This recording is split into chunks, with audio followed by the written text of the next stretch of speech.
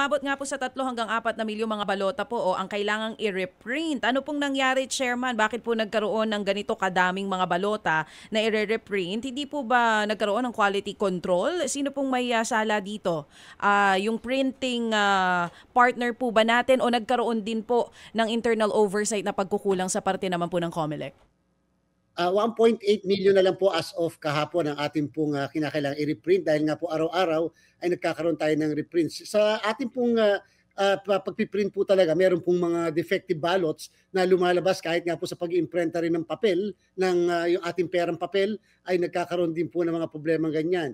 Yan po ay hindi po ito sa side nung ating yung private partner, kung hindi po sa side po ito ng National Printing Office, yung pong kanilang mga makina, siguro dahil medyo luma na po. Ang dahilan po ng kinakailangang i-reprint dahil medyo mali ang cut, yung pong iba medyo iba yung kulay, yung iba naman po may konting smudge o kaya nagkakaroon ng guhit o linya. At yan po, Ma'am DJ at Sir Ted, nakikita sa mata pa lamang ng ating mga verifiers, hindi na po ito dumadaan sa mismong makina. Dalawang klase po kasi o dalawa pong stage ang verification natin. Isa po yung manual verification at yung pangalawa ay machine verification. Ang rule po natin, pag sa mata pa lang nakita ng mga verifiers natin na may problema yung papel ay o yung mismong balota, ay hindi na po ito ipadadaanin sa makina, hanggang doon lang po. May posibilidad, katulad ng mga iba namin sinubukan, na nakita ng mata na medyo iba yung cut, pero nung pinasok po sa makina ay pumapasok naman po at tinatanggap ng makina.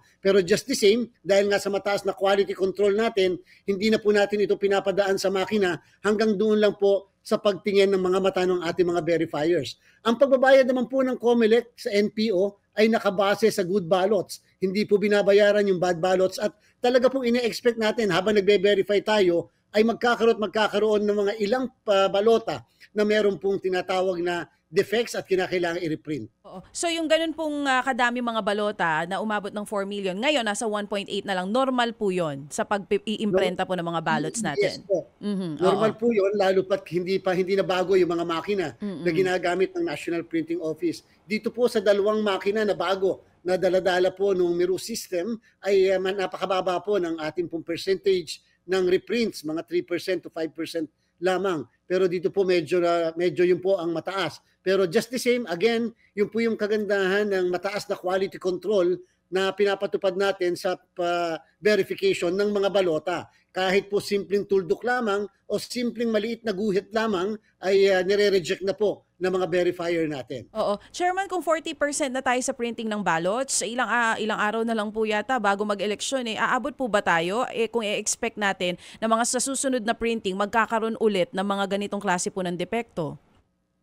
Sir Ted, Ma'am DJ Chacha, nung pa pong March 15 tayo, 1-5, nakatapos ng printing sa lahat ng 68,542,546 na mga balota. Tapos na po tayo sa pag-iimprenta ng balota. Yan po ay verification na po, Ma'am DJ. Nasa almost 70% na po yung nabe-verify natin na mga balota. At yan po yung mga nakita na mga defective ballots doon sa na-print na overall so far na nabe-verify. Okay, so lilinawin natin, printed na lahat, for verification na lamang po ang mga ito. Pero kung sakali nga po, aabot ba tayo kung ganun ulit kadami yung makikita natin na defective? Ay opo, kung tutuusin po ang aming pong pag-ship ng mga balota ay second week pa ng Abril.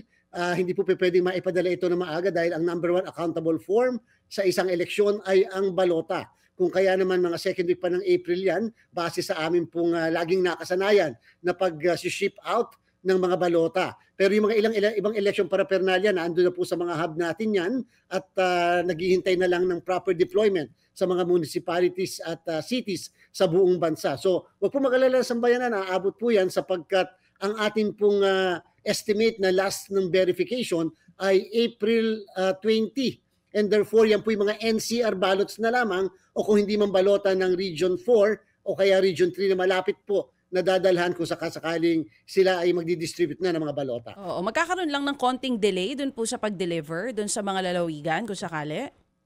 Ang mukha po hindi po, eksakto pa rin po yung ating timeline po doon sa ating estimate. Basta po second week of April, magsisimula na po kami mag-deliver doon sa mga malalayong lugar, katulad ng Barm, Caraga, Batanes, at mga areas po. Yun po ang strategy lagi sa pag-deliver. Kung alin po yung mas malayo, yung pong inuuna sa printing, kung alin yung mas malayo, yun din po yung inuuna sa tinatawag na deployment. Oo, at kahit milyong-milyong balota po ang kinailangang palitan, hindi po 'to magkakaroon ng kumbaga problema dun sa overall credibility na magiging halalan natin sa Mayo.